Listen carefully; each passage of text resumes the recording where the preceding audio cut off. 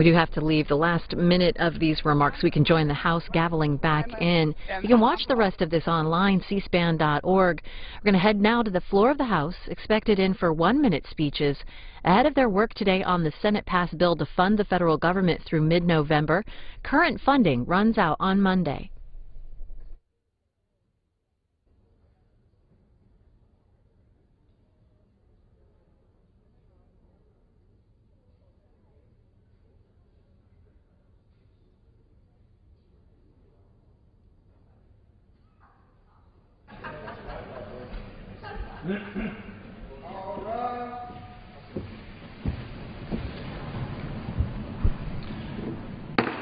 The House will be in order. The prayer will be offered by our chaplain, Father Conroy. Let us pray. Dear Lord, we give you thanks for giving us another day. We come to you as a nation in the midst of great uncertainty and worry. As people look for causes and solutions, the temptation is great to seek ideological position. We ask that you might send your spirit of peace and reconciliation, that instead of ascendancy over opponents, the members of this people's house and all elected to represent our nation might work together humbly, recognizing the best in each other's hopes to bring to resolution the current impasse over the economy. Give your spirit of consolation to those who are concerned about the stability of their income, especially those who serve in our armed forces. May their welfare inspire those engaged in this debate to find fair and lasting solutions. May all that is done be for your greater honor and glory. Amen. The Chair has examined the journal of the last day's proceeding and announces it has approved the House its approval thereof. Pursuant to Clause 1 of Rule 1, the journal stands approved. The Pledge of Allegiance will be led by the gentlewoman from Ohio, Miss Beatty. Please join us in the pledge. I pledge allegiance to the flag of the United States of America and to the republic for which it stands, one nation, under God, indivisible, with liberty and justice for all. The Chair will entertain up to 15 requests for 1-minute speeches on each side of the aisle. For what purpose does the gentleman from South Carolina rise? To extend my remarks. Without objection. Mr. Speaker, the current administration has dictated for the Environmental Protection Agency to unilaterally institute regulations without seeking congressional approval. South Carolina energy producers have been forced to expedite closing of 12 coal facilities, which has driven up energy costs for consumers, destroyed jobs, and made our workers less competitive. Earlier this month, the EPA acted alone again by proposing new regulations. This week, I spearheaded a letter signed by other members of the South Carolina delegation to the President and EPA Administrator supporting legislative review. The American people deserve to have a voice in these new policies to promote jobs and lower energy costs. In conclusion, God bless our troops, and we will never forget September 11th and the global war on terrorism. My sympathy to Sarah Clarkson and her family of Columbia, South Carolina, on the death yesterday of her husband, A. Crawford Clarkson, Jr., a true Southern gentleman of Scottish heritage, a naval officer, awarded the Order of Palmetto by Governor Carroll Campbell. Gentleman's time has expired. What purpose does the gentlewoman from California rise? We ask unanimous consent to pass the House for 1 minute. Without objection.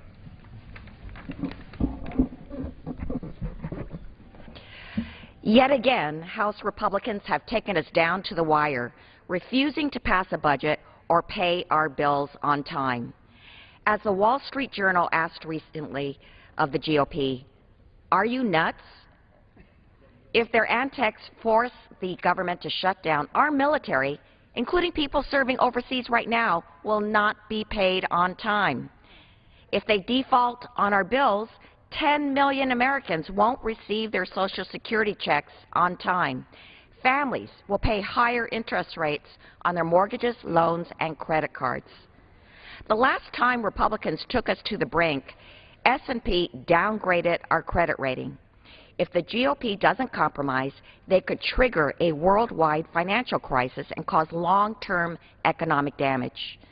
Since when have these cutthroat tactics been an acceptable way to govern? The answer is they're not. Gentlelady yields back. What purpose, the gentlewoman from Tennessee rise? To address the House for 1 minute, revise and extend my remarks. Without objection. Thank you, Mr. Speaker. It's interesting what brings us here to the House floor this Saturday morning as we are looking at a continuing resolution to fund the government, as we are looking at ways to address what is happening with Obamacare, where 17% of our nation's economy is being nationalized and federalized. Those are concerns that we are hearing from our constituents. They do not want Obamacare to be put into action. They do not want these insurance exchanges to be stood up and put into action, and there are a lot of good reasons why. First of all, they're not ready. That's why we need to delay this for 1 year. Delay it. We know that there are problems with the exchanges. We know that there are problems with all of the interactive technologies. We know that Obamacare has already missed over half of its deadlines. Why would you move forward on a program that is not ready for prime time? Delay, defund, repeal, replace. That is what we need to do with Obamacare. Gentlelady's time has expired. What purpose, the gentleman from North Carolina rise? To address the House for 1 minute and to revise and rescind. Without objection. Mr. Speaker, Republican extremists have put the federal government on the brink of a shutdown in less than 3 days. On yesterday, the Senate sent over a resolution that funds the government through November 15th using the sequester level of $986 billion.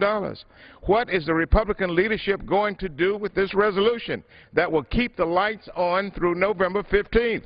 Are you going to continue to listen to the 40 to 50 ultra-conservatives in your conference whose agenda is to disparage President Obama and hold us hostage until we gut the Affordable Care Act, as the gentlelady from Tennessee just made reference to, and make deeper cuts that hurt the American people? Is this where we are headed? I pray for reasonableness on the part of my Republican colleagues. I know it's not all Republicans who are swinging the wrecking ball, but it's a critical mass within the Republican ranks who are beyond reason. A very sad day in American history is upon us. I urge Speaker Boehner to listen to voices of reason in his conference and pull together like-minded Republicans who can join with like-minded Democrats and get this done. The American people want compromise. They want it today. Time has expired. For what purpose, the gentlewoman from North Carolina rise? I ask unanimous consent to address the House for 1 minute, Mr. Speaker. Without objection. Mr. Speaker, a compromise is an agreement reached by each side making concessions. But how can we reach a compromise if President Obama isn't even willing to negotiate?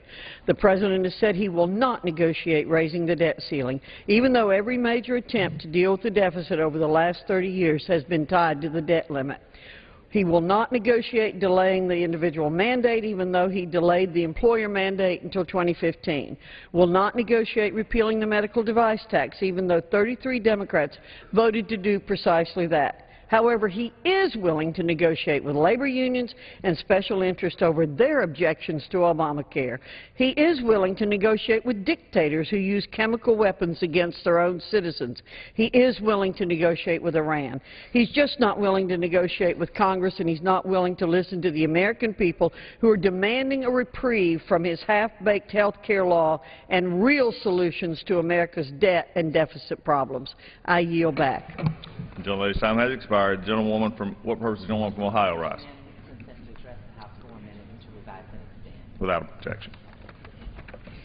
Thank you, Mr. Speaker. Congress is faced with much unfinished business, a budget that needs to be passed, sequester repealed, and debt limit that needs to be lifted. I remind my Republican colleagues, citizens want us united. They want compromise, not to be shut down. If the United States defaults on its debt, the results would be devastating. A default could mean 3.4 million veterans not receiving disability benefits. Drug reimbursements for Medicare could stop. And in the first week, 10 million Americans would not receive their Social Security. But in these frightening times, all hope is not lost. John Hogan, founder of Teen Force, an enterprise dedicated to solving the youth employment crisis in America, recently received the White House Champion of Change Award from the President of these United States for contributions to the administration's jobs program. John and his family are here today. Let John and other champions of change serve as an example to us all. In hard times, if we work together, if we compromise, we can make a difference. Time has expired. For purpose, the gentleman from Texas, rise. Without objection. Thank you.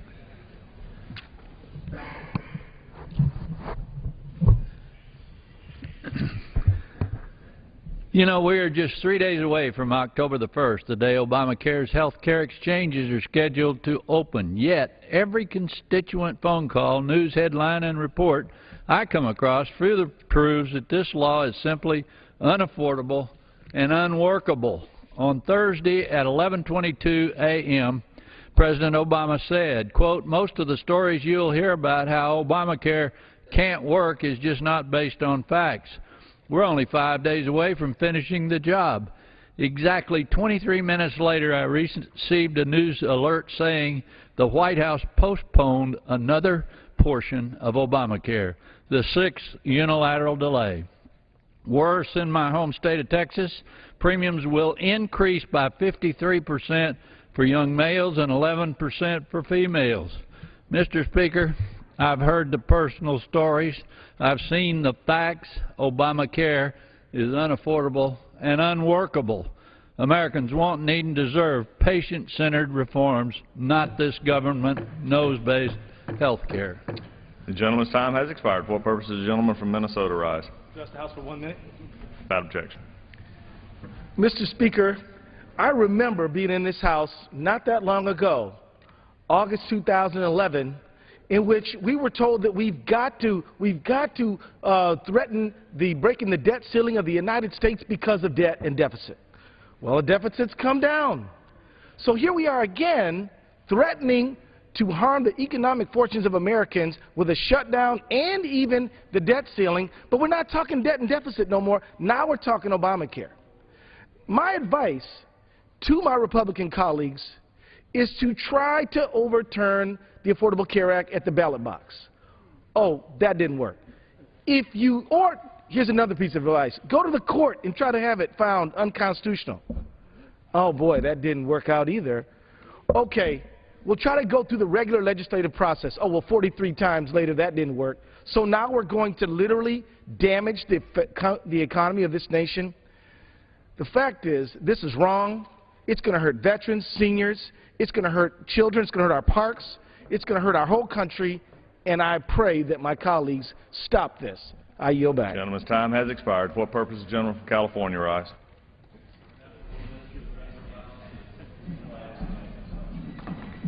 Without objection. Thank you, Mr. Speaker. Again, we hear about compromise, yet the President says he's unwilling to talk to us. He's unwilling to negotiate. How is that compromise? We hear more and more talk about shutdowns. Not the Republicans talk about shutdown. They talk about offering solutions, including the full Faith and Credit Act to keep the government open and operating for the American people. Finally, in this debate, in this drama, we hear deception, where people are using tactics to threaten American people and scare them, Mr. Speaker, by saying that your Social Security is going to be taken away, which it would not if the Democrats actually push this thing to a shutdown.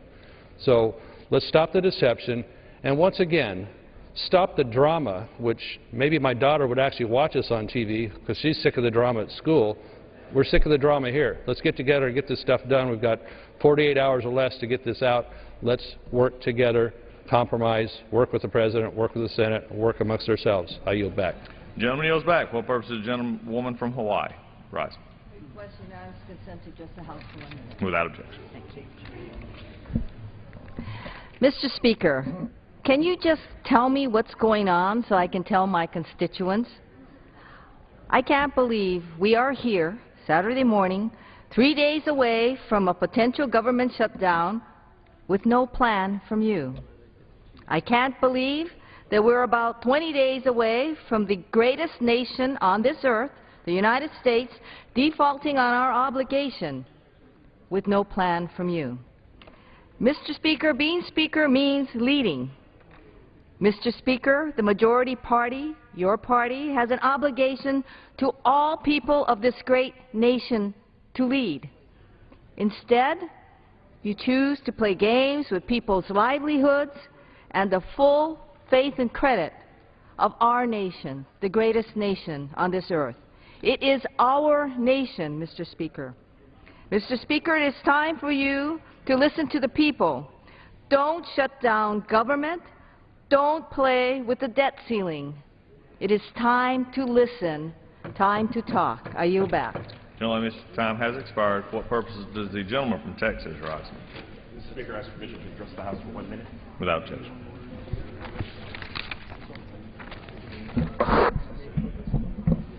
Mr. Speaker, we are faced with the threat of a government shutdown on Tuesday due to the Republican Party, Tea Party extremists' inability to compromise and pass a spending bill for fiscal year 2014. Once again, we've been pushed to the brink of a government shutdown by fringe Tea Party members whose only goal seems to be to deny hard-working taxpayers the right to insurance. While the Republican-led House has voted 42 times to sabotage uninsured Americans gaining health care coverage, not once have they allowed a vote to repeal and replace the sequester. Over 400 hard-working taxpayers in Fort Worth, Texas, have lost their jobs at Bell Helicopter due to the sequester. To make matters worse, once again, Republicans are placing the livelihoods of American families at risk by threatening to furlough government employees. The bottom line here is that Congress has a lot of work to do this weekend and in the weeks and months to follow. This is the work that we as members of Congress were elected to do. I take this responsibility very seriously and expect my colleagues to do as well. Mr. Speaker, thank you. Gentleman's time has expired. For what purpose does the gentlelady from California rise?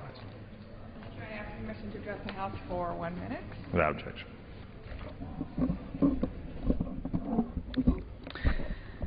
Thank you, Mr. Speaker. Once again, the clock is ticking. And with another deadline looming before Congress, Republicans are bullying this nation with the threat of a government shutdown unless we get rid of the Affordable Care Act. The Republicans have tried over 40 times to repeal the Affordable Care Act, and it hasn't gotten them anywhere. So now they found themselves a hostage. And they're saying, give us what we want, or we're going to blow up the economy and shut down this government that will cause critical services to be stopped for the American people, which could mean that over 3 million veterans will not receive their disability benefits. 10 million Americans may not receive their Social Security checks on time. And the SEC and the EPA will be closed for business. Careening from one fiscal crisis to the next is no way to run this country. That's not how we're supposed to do business. There are enough problems in this nation without Congress manufacturing new ones. Let's end this man-made crisis and get to the business of not hurting the American people. Gentlelady's time has expired. For what purpose does the gentleman from Pennsylvania rise? I request unanimous consent to address the House for 1 minute. Without objection. Now, Mr. Speaker, once again, Congress is set to play politics by threatening to shut down the government rather than work toward a compromise. Just last month, we marked a disgraceful anniversary of our nation, the S&P downgrading of the full faith and credit of the United States.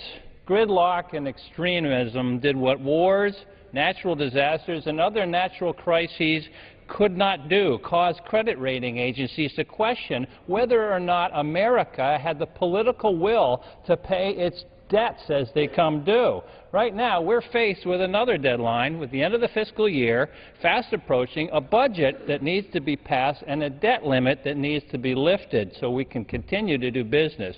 Congress has a lot of work to do. We need to do it fast. This is the work we are elected to do. Let's stop holding blame game press conferences and get the job done. And I yield back. The gentleman yields back. For purposes of the gentlewoman from Florida. Seek recognition. Thank you, Mr. Speaker. I request unanimous consent to address the House. Without objection.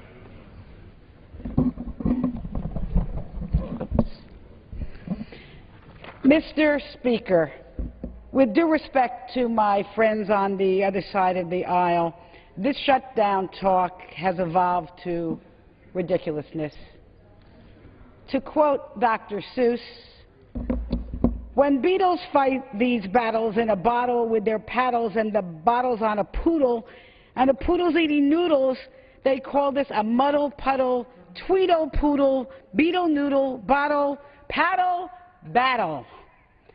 Mr. Speaker, it's time to work together and stop these beetles. I mean, stop the battle. Thank you, Mr. Speaker. The gentlelady yields back. For what purpose does the gentleman from Michigan rise? Address the House for 1 minute. Without objection. Mr. Speaker, like a number of the previous speakers, I'm a freshman and I am really frustrated.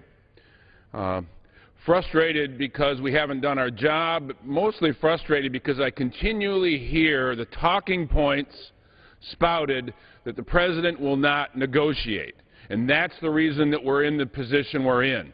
Nothing could be further from the truth. The President won't negotiate on the full faith and credit of the United States, just like we can't negotiate on our oath of office, and you can't negotiate on the law of gravity. Some things can't be negotiated. But what's frustrating to me is that the failure to negotiate falls clearly on the shoulders of the Republicans. The Senate and the House passed budgets. What we failed to do, what the leadership on the Republican side failed to do, is to appoint conferees to do what? To negotiate a budget, one that we might not like, that the Senate might not like, but that we come together and adopt a budget that the American people can support. This is a failure to negotiate, that's right, but it's a failure to do what every fourth-grade civics student knows, how a bill becomes a law, negotiate the differences. Time has expired. I yield back.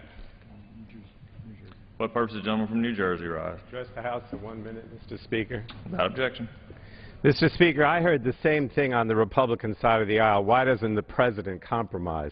But, you know, the bottom line is the President's always willing to negotiate on the issues of the budget, as are the House Democrats. But what we're seeing from the GOP is they just want to kill the Affordable Care Act. That's what this is all about. They do not want the Affordable Care Act to proceed. Now, I know myself in my district there are plenty of people that just can't wait till October 1st. They don't have insurance. They want a good benefit package. It makes absolutely no sense to link the budget, which has nothing to do with the Affordable Care Act or Obamacare, and say, well, we want to kill that because we don't like it. We had an election. We had an election last November, less than a year ago. President Obama said he was going to continue with the Affordable Care Act, and his opponent said no, he would repeal it, and the President won. This is over. The Republicans should not continue to come back and insist that there be changes, repeal, defunding of the Affordable Care Act. That's not the way this government operates. No one on the Republican side of the aisle has asked to sit down with the Democrats. And no one on the Republican side of the aisle has suggested they'll do anything, but they have to repeal the Affordable Care Act. That's what this is all about, and it should not be, Mr. Speaker. The gentleman's time has expired.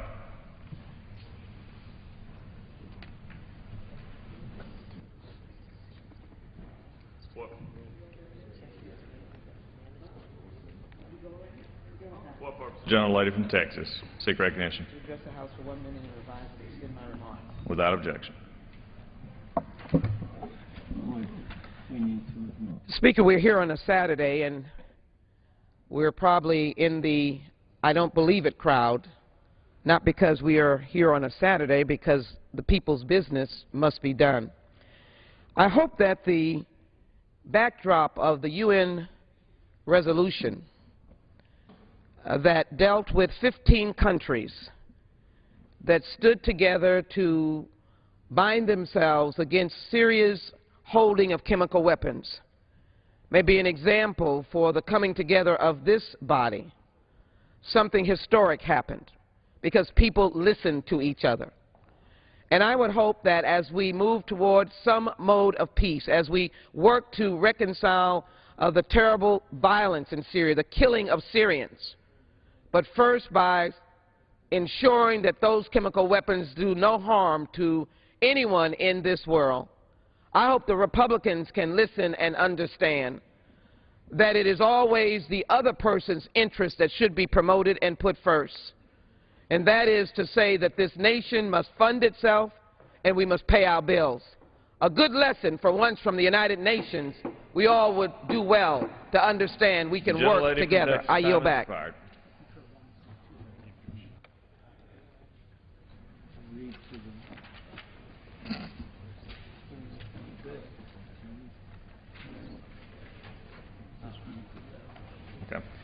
The Chair announces the Speaker's appointment pursuant to 22 U.S.C. 276 and order of the House of January 3, 2013 of the following members on the part of the House to make up the Mexico-United States Interparliamentary Group.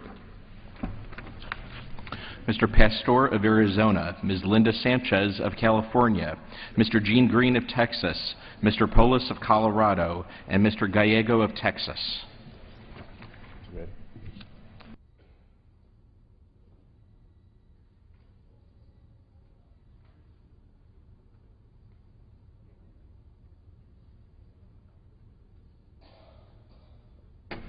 For what purpose does the gentleman from Texas seek recognition?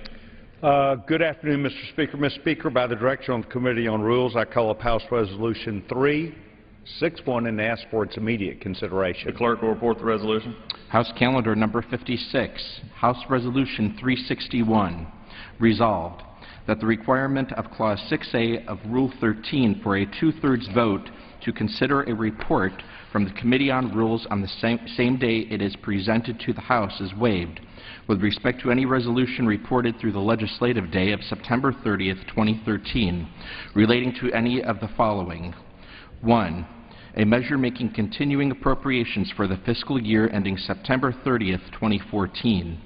2. A measure relating to the public debt limit. Section 2.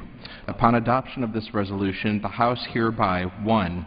Takes from the Speaker's table the bill H.R. 2642 to provide for the reform and continuation of agricultural and other programs of the Department of Agriculture through fiscal year 2018 and for other purposes, with the Senate amendment thereto, and 2. Concurs in the Senate amendment with an amendment substituting for the matter proposed to be inserted by the Senate amendment the text of H.R. 2642 as passed by the House, modified by the insertion of a new Title IV consisting of the text of H.R. 3102 as passed by the House, with designations, short titles, and cross-references conformed accordingly. The gentleman from Texas is recognized for 1 hour. Thank you, Mr. Speaker. For the purpose of debate only, I yield the customary 30 minutes to the gentleman, my friend from Worcester, Massachusetts, the gentleman, Mr. McGovern, pending which I yield myself such time as I may consume. Without objection. During consideration of this resolution, all time is yielded for the purpose of debate only. Mr. Speaker, I ask unanimous consent that all members have 5 legislative days to revise and extend their remarks. Without objection. House Resolution 361 provides this body with an expedited procedure necessary to ensure that all legislation needed to prevent a government shutdown can be expeditiously considered without delay. And that is why we are here today, Mr. Speaker. Additionally, this resolution allows for consideration of legislation designed to ensure that our government does not default on its debt obligations. Finally, House Resolution 361 provides the necessary framework to move forward with consideration of the Farm Bill with our friends in the Senate. Mr. Speaker, at midnight on Monday, just 2 days from now, the federal government would shut down if Congress does not act to provide the necessary appropriations. There are varying schools of thought on what these appropriations should look like, but I believe that all members, regardless of party affiliation, are united in the understanding that a government shutdown is detrimental to this nation and to the American people. Over the next couple days, there will be much deliberation over how to appropriately fund this effort and the government. This resolution before us today is necessary to ensure that once a decision is reached, this body can quickly react without undue delay to prevent a government shutdown. I recognize that this is an important time, as do all of my colleagues. Even the House chaplain is here on the floor of the House today because he has great expectation that we as a body can work together to do the things that will ensure that our government is seen in the light by the American people as doing the right thing for them, because that is what our job and our oath of office is, to make sure that the American people are protected and that we as one nation under God will move forward together. I urge my colleagues to vote yes on the resolution, and I reserve the balance of my time. Gentleman from Texas, reserved. For purposes of the gentleman from Massachusetts, rise. Mr. Speaker, I want to thank the gentleman, my friend from Texas, the chairman of the Rules Committee, for yielding me the customary 30 minutes, and I yield myself such time as I may consume. No objection. Mr. Speaker, this is a martial law rule that will allow for consideration of a yet-to-be-seen continuing resolution and a yet-to-be-seen debt ceiling bill.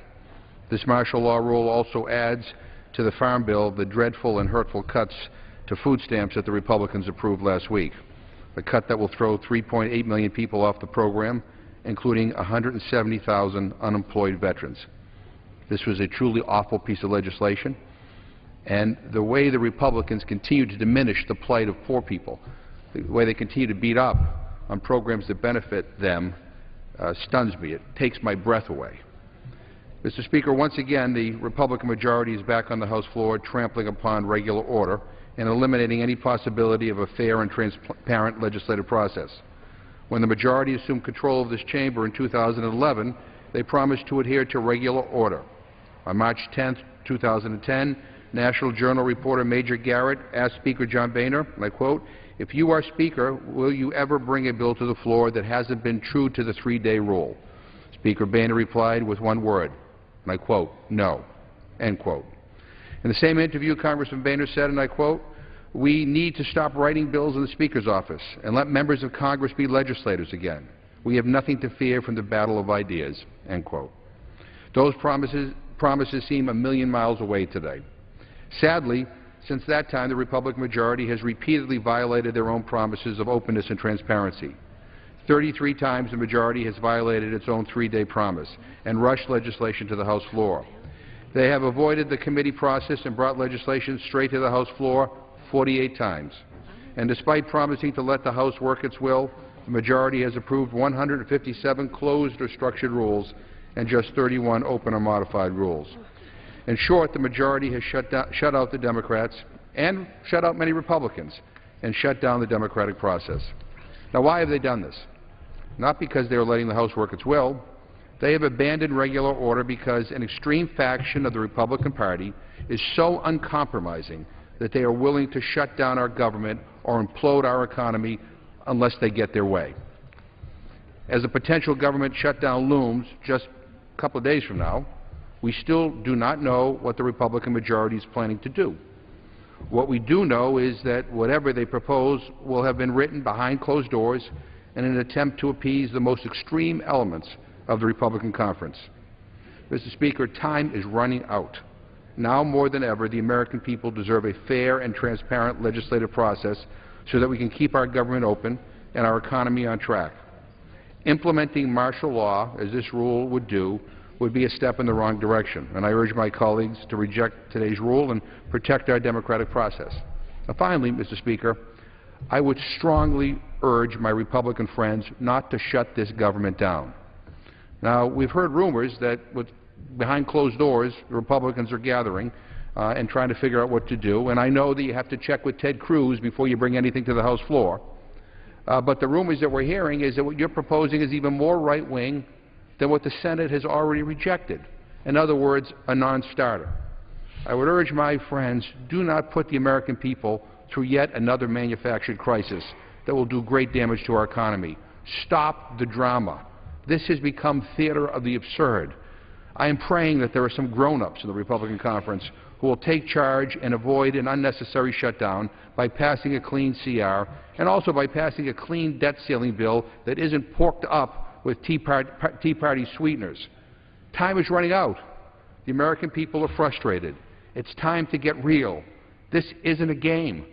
People will be hurt by your intransigence. Do the right thing. Do your job. I reserve the balance of my time. Gentleman reserves. The gentleman from Texas. Thank you very much, Mr. Speaker. Mr. Speaker, I'm with great respect for the gentleman from Massachusetts. We have been debating these issues for a long, long time. Not just the closed rule and the way that the Obamacare bill was rushed to the floor of the House in March a couple of years ago, but since then a complete denial about what really the real impact of Obamacare is. And the gentleman is right. The gentleman's absolutely correct. Republicans, 100% of us are absolutely opposed to Obamacare. But there are reasons why. It's not some narrow political ideology. In fact, it's reality.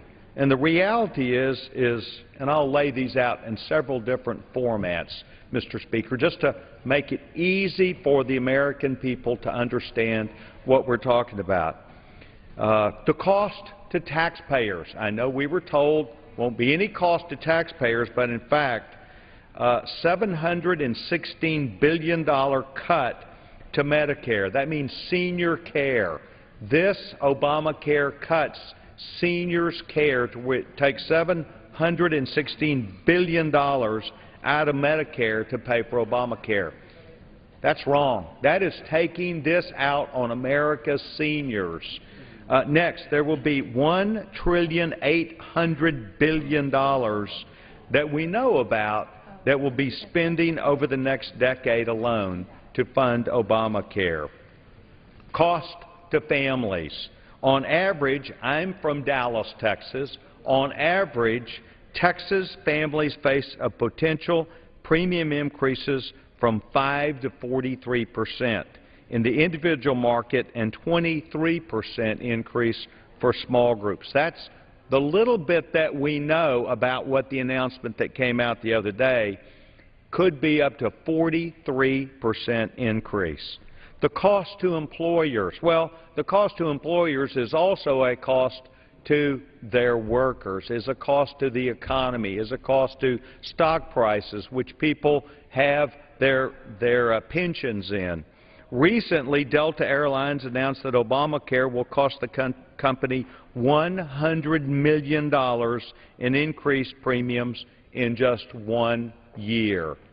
That's a huge cost, $100 million. The impact on the health insurance coverage. Americans are losing their current health insurance. Employers have begun dropping spouses from their health insurance. Just last week, UPS also announced an extra 15,000 spouses of its employees will be dropped from their health insurance plan. Obamacare on the impact of American jobs. Fewer jobs. According to the CBO, Obamacare will shrink employment by 0.5%. Well, let's see what that does. It doesn't just increase it by 0.5%. It really means that their part-time workers is what full-time workers are becoming directly as a result of Obamacare. Obamacare puts 3.2 million jobs at risk in the franchise industry alone. Fewer hours and more part-time jobs. Since Obamacare was passed, there have been 7 part-time jobs created for every 1 full-time job. That's simple. I get that. As a former employer, I understood if you put rules and regulations on who is required to pay for full-time workers, they simply understood that and ducked out by having part-time employees. Full-time growth has only expanded by 0.23%. That's 0.2% since Obamacare has passed. This is not the direction America ought to be going. The Republican Party is opposed to Obamacare. We are here on the floor of the House of Representatives again, and I think we're gathering support across the lines of the American people, including union leaders who say this is the wrong way to go. I don't know that this is the last time to say no, but we're taking every opportunity we can as a Republican Party to say that where we are headed with this costly health care change that will diminish and destroy America's greatest health care system in the world is what we are going to stand up for. Mr. Speaker, I believe the facts of the case are a daunting task for our American economy to overcome, and that's why the Republican Party, the party of full-time jobs and careers, is on the floor of the House of Representatives thoughtfully articulating here and to the American people about why we're doing what we're doing. I reserve my time. The gentleman reserves. The gentleman from Massachusetts. Mr. Speaker, I'd like to ask unanimous consent to insert in the record an article entitled "Why a Government Shutdown Could Be a Pricey Proposition," talking about the cost to the taxpayers if the Republicans move ahead with the shutdown. Without objection. And Mr. Speaker, let me just say, before I yield to the gentlelady from New York, the Republican talking points we just heard are absolutely wrong. Absolutely wrong. To suggest that somehow senior citizens will get less care is just false. The fact of the matter is we see expanding care for senior citizens. We see preventative care being covered without co-pays. We see the donut hole in the Medicare prescription drug bill that the Republicans passed where seniors are asked to pay huge out-of-pocket expenses closing down. We see young people being able to stay on their parents' insurance until they're 26. It is no longer considered to be a pre-existing condition if you're a woman in this country because of the Affordable Care Act. And I go down the list of all the things that have been accomplished. Now let me just say to my Republican friends, you lost the last election. You lost big. President Obama won re-election. The whole election was about the Affordable Care Act. He won re-election by 5 million votes. Democrats picked up seats in the Senate. We even picked up seats in the House. And by the way, in terms of congressional races, Democrats received 1 million more votes than Republicans did. You lost the last election. Now, if you don't like the Affordable Care Act, there's a way you can deal with it. You can go out and try to win some more seats, and then you can come to the floor, introduce bills, bring them through committee, you know, have the Senate do the same thing, conference them, and then send them to the President's desk. And by the way, you can try to win the presidency. That's the normal way to do legislative business. What you are doing here is you have distorted the legislative process. This is making a mockery of the legislative process. You have turned this House of Representatives into a laughingstock. And the bottom line is what the American people want us to do right now is to keep the government moving ahead, keep it running, not shut it down, deal with the debt ceiling without holding that hostage to all the Tea Party sweeteners, and do our job. Democrats are willing to work with Republicans to get things done. But instead, you're all huddled in this secret meeting somewhere in the Capitol where there's no transparency, where we have absolutely no say, where we're going to be told, here it is, take it or leave it. That's not the way this process should work. This process has become a disgrace. And so I say to my colleagues that the notion that somehow that your health care benefits have been decreased because of the Affordable Care Act is just so far from the truth, it's comical. And at this point, I'd like to yield 5 minutes to the gentlewoman from New York, the distinguished ranking member of the Rules Committee, Ms. Slaughter. Thank you very much. I really appreciate my colleague for yielding, and thank you, Mr. Speaker. I think he did a very good job of refuting what we had heard and the talking points, but let me add just 1 or 2 things to it. We've always known that if people say an untruth often enough, loud enough, that they begin to believe it themselves, but we still hope that the country out there at large will not. Let me just put it this way as succinctly as I can. The same group that's fighting today also fought the Social Security law and the Medicare law. They hated it all. They didn't want any of that done. And I don't believe that the American people now would be feeling very good about giving up either one of those. Their fear right now is that when this bill goes into effect, not till January, all the awful things you've heard about are not even in effect yet. This bill is not in effect. That it is going to be a success, and they are going to have a lot of explaining to do. Now, a report just released that I heard about yesterday showed that only 1% of businesses in the United States of America have made any changes at all. And indeed, small business gets great benefits providing health care and tax rebates. Now, The most important thing I want to say, because the contrast to what we're doing here today is so glaring. When we did the health care bill, and every president since Teddy Roosevelt had tried to, when we did it, it went through the committee process in both houses. And everybody had a chance. And every committee in the House and in the Senate contains both Republicans and Democrats who proposed amendments. Some of them accepted. In fact, one of the ones we're working with now is to try to make some sense out of the one that was added by Senator Grassley over in the Senate, a Republican. The idea that we rammed this thing through in the middle of the night and nobody had ever seen it is absurd. Everybody knew about it. The whole thing was transparent. The committee meetings were all open. Everybody had a chance. Never in the world have we ever seen people fight so hard to do away with a piece of legislation that is a legitimate law. And what do? The rest of it? They have dropped the entire process of governing the House of Representatives. We have, over this year, seen not a piece of work get done. Appropriations bills in the House and Senate, none. Absolutely none. So we are having to do a continuing resolution because we have no budget. The budget was passed in the House, budget was passed in the Senate. The Republicans in the House of Representatives have refused what is normal process to sit down and confer over that budget and give us a budget. Since January of 2011, 42 votes have been held here to defund or to undermine the historic law. They have repeatedly failed to complete the most basic of congressional functions, which is passing the appropriations legislation to keep the government open. In fact, what their mantra is, do we need to create jobs in America? Well, let's repeal Obamacare. Do we need to balance our budget? Well, let's repeal Obamacare. We need to keep the government open? Oh, my goodness, let's repeal Obamacare. The answer to everything, the cure for absolutely nothing. And now their legislative malpractice, and I don't know of anything else you can call it, has led us now to the brink of a major crisis. Reading just this morning from Frank Keating, the former Republican governor of Oklahoma, what in the world is going on here? What in the world do we think we're doing?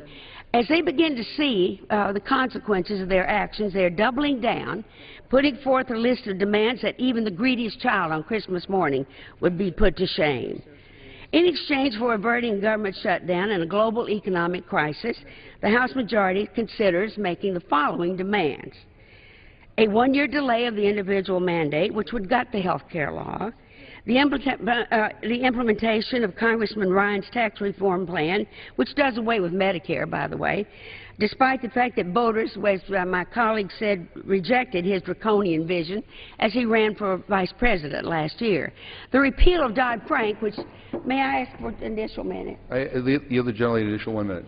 The repeal of Dodd-Frank so that we can go back to an unregulated Wall Street banks. They want to construct the Keystone Pipeline. None of this has anything in the world to do with what is facing us today. They want to do away with all of the environmental regulations. So the list goes on and on. But it's time for this temper tantrum, Mr. Speaker, to end, for cooler heads to prevail. There must be some cooler heads here on the other side. With time running out, the majority has to act to keep this government open and try to get this economy on track. The American people must be spared from the consequences of a majority that cannot find the will or the ability to legislate. I yield back the balance of my time. Gentleman yields back the gentleman from Massachusetts Reserve, gentleman from Texas. Mr. Speaker, thank you very much. You know, 10 days ago we had a debate on this floor where we heard about what the Republican Party was doing, taking food away from disabled people. That's not true. Today we hear about how Republicans want to repeal all laws that are related to clean water, clean air, all of these onerous things that they talk about. Not true. We're for clean water. We're for clean air. I myself and many of my colleagues are outdoorsmen who believe in not only the wilderness of this country but also the freedoms that come with that. And we're for clean water, clean air, but we're not for the rules and regulations that kill jobs like the Democrats' war on coal. And that's when Republicans do stand up, Mr. Speaker. We stand up and say, we're not going to tolerate taking away our constitutional rights, nor the rights of free people to have their jobs from rules and regulations that are based upon premises that just aren't even true, that cannot stand the test of sound science. Mr. Speaker, this time I'd like to yield to a young man who is one of the brightest members of our body, but also sits on the Rules Committee, the gentleman, Dr. Michael Burgess, for 5 minutes. The gentleman from Texas is recognized for 5 minutes. I thank the chairman for yielding to me. I heard a term used here, legislative malpractice. It's an interesting term because I believe it applies so succinctly to the process that gave us the Affordable Care Act. Many people now don't even remember December 21st of 2009. It is but a distant and dim memory.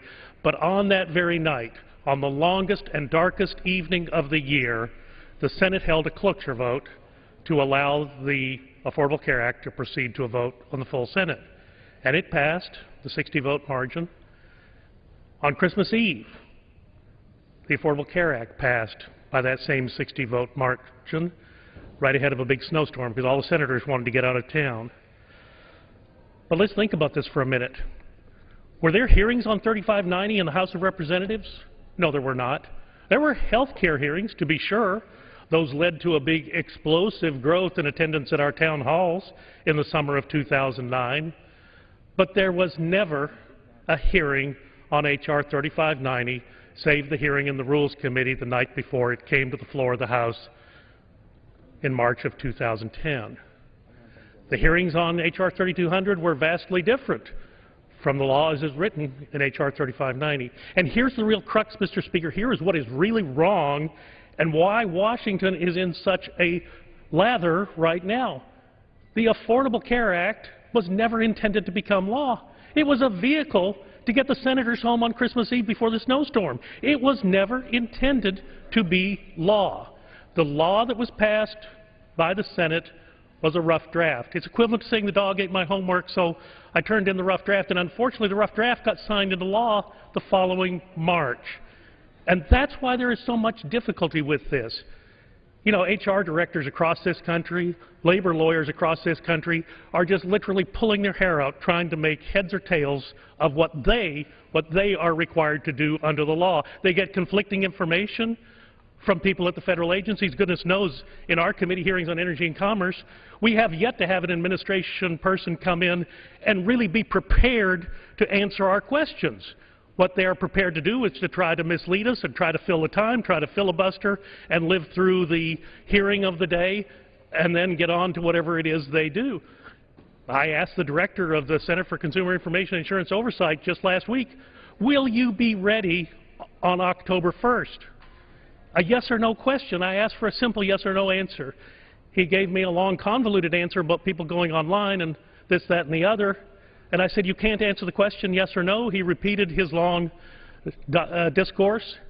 But then what happened while the President himself was out giving a speech on the greatness of the Affordable Care Act? Oh, yeah, the Department of Health and Human Services put out a little memo that in fact, people won't be able to go online. They might have to fax their information in on October 1st. And here's the real point. Sure, you can criticize Republicans for having 42 votes to repeal parts of the Affordable Care Act. Guess what? 7 times we've been successful. Passed the Senate, went on to the President, and he signed it. Gone are the 1099s. Gone are the Class Act. There are some things that, in fact, have happened to actually make the Affordable Care Act a little bit better. But who has been the delayer-in-chief on the Affordable Care Act? And it has been the White House, it has been the President himself. Why do I say that? They extol the benefits of coverage for pre-existing conditions, but no one can go to the Department of Health and Human Services and sign up for that federal pre-existing program. They closed the window on February 1st and said, good luck, we'll see you next January 1st when you can sign up for Obamacare. That's no answer to the problem. Look, what happened on July the 2nd, right before everybody was to leave for the 4th of July holiday, 6 o'clock in the evening, on a blog post, they delayed the employer mandate. Now look, HR directors across the country are calling my office and asking, what Twitter feed do we need to follow to find out what's happening to this law? Do I need to go on Instagram to keep up with what's happening in this law, what's going to be delayed next? The President of the United States has been the delayer-in-chief. The caps on out-of-pocket maximums, delayed for another year. Small business health exchanges gone for another year. The story repeats itself over and over again. I dare say we will see a compression of morbidities next week and the week after this thing is supposed to go live. Mr. Speaker, the fact of the matter is, had we had hearings, we might have actually come to an answer that would be more logical. Why didn't we ask any governor what they thought of what the Congress was doing with health care in 2009? Where was Governor Mitch Daniels, who'd managed to hold down costs in his state employees' health care by 11% over 2 years with his Healthy Indiana plan? Why didn't we have him into committee to find out how he had managed to do that? Why didn't we have the governor of Utah, who was attempting to set up exchanges in his state? I'd ask the chairman for another 30 seconds. Give the gentleman an additional minute. The gentleman is recognized for 1 minute. The governor of Utah, who had been trying to set up exchanges in his own state for some time, who came to our committee and testified after the fact, after this thing had passed, after the Republicans were back in the majority and we invited him in. He said, I don't know what to do. I'm on shifting sands. Nothing seems stable right now. Where were the governors when this law was written? Where were the governors in our hearings? Mr. Speaker, we are at a crucial time in our country.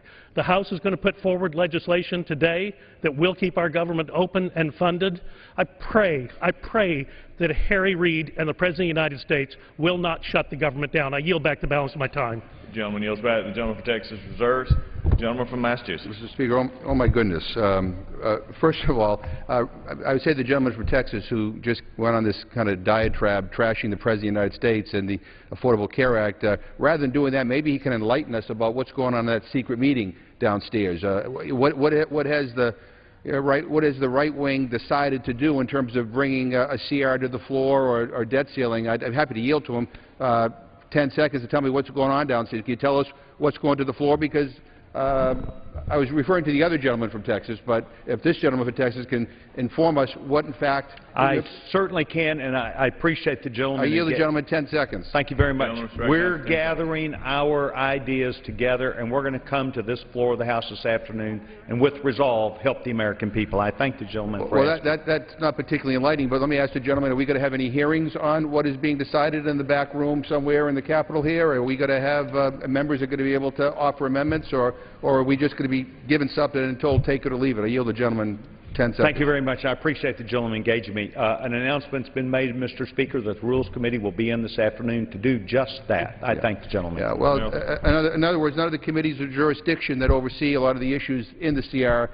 will be having any hearings or there will be any markup on that. And I would also say to the gentleman, Mr. Burgess from Texas, who kind of went on about no hearings, there were lots of hearings on the Affordable Care Act. Maybe he didn't go to them, but there were lots of them, number one. I'd like to ask him how many hearings were there on the bill that the Republicans brought up last week to cut the food stamp program by $40 billion, throwing 3.8 million low-income people off the program, throwing 170,000 veterans off the program. How many hearings are that? None. Zero. I mean, this is becoming a habit in this House where the committees of jurisdiction don't even have a say in it. The Agriculture Committee never even had a chance to hold a hearing or even a markup on that bill. This is the way this House is being run. And I would just, again, remind the gentleman from Texas, Mr. Burgess, again, look, you may not like the Affordable Care Act, I get it, but it passed with a majority of votes in the House and a majority of votes in the Senate. The President signed it into law. That's the way we do things here. That's the way laws are passed. And you didn't like it, you went to the Supreme Court, and the Supreme Court upheld it. I'm sorry that you don't like it, but the majority voted for it, and I think a majority of the people in this country, once they understand that all the falsehoods that are and distortions that are being told here are nothing more than Republican talking points, I think they're going to appreciate the fact that health care will be a right in this country and not a privilege. At this point, Mr. Speaker, I'd like to yield 3 minutes to the gentlewoman from Connecticut, Ms. DeLauro. Before the gentleman from Connecticut arrives, I'll remind all members to remind them to direct their comments to the chair and not to others in the second person. This is the gentleman from Connecticut. Let me begin by paraphrasing Sir Walter Scott, and I think it's really an accurate description of what is going on the other side of the aisle with the Republican majority. And Sir Walter Scott said, "Oh, what a tangled web we weave when first we practice to deceive." This is about deception. of where we're moving forward. Mr. Speaker, I rise in opposition to this rule. It aims to put our country on the same radical, dangerous, ideological path that was decisively repudiated at the polls last November. We all know one definition of insanity is doing the same thing over and over. Well, here we are again. The House majority is trying to move one step closer to locking in the deep, automatic cuts caused by sequestration. Everyone in this room knows these cuts are destroying jobs all across America, robbing children of the education they need, slowing the pace of life-saving research, and threatening everything from public safety to public health. Even the chair of the Appropriations Committee, I might add, a Republican, has said, and I quote, "Sequestration and its unrealistic and ill-conceived discretionary cuts must be brought to an end." This rule does exactly the opposite. It allows the majority to advance a budget that makes these dangerous cuts permanent. This resolution also seeks, for the 43rd time, to deny quality, affordable health care to millions of Americans. In fact, the Affordable Care Act has passed the Congress, House and Senate. It was signed into law by the President. It was upheld by the Supreme Court, and it was reaffirmed by the American people at the ballot box. Let me say to my colleagues on the other side of the aisle, get over it. The nation doesn't want to repeal this bill. They do want to see that if there are problems, to make changes. In short, it is the law of the land, one that will help Americans lead healthier lives without having to worry about being bankrupted by an injury or an illness. And what my colleagues want to do, quite frankly, is they want to return your decisions on your health care back to the insurance companies to make the decisions on your health care, to tell you that they're not going to cover you for a pre-existing condition. They won't cover your child who may have asthma or autism, or someone like myself who was a cancer survivor. Gentlelady, additional 1 minute. Thank you. Do recognized for 1 minute. And because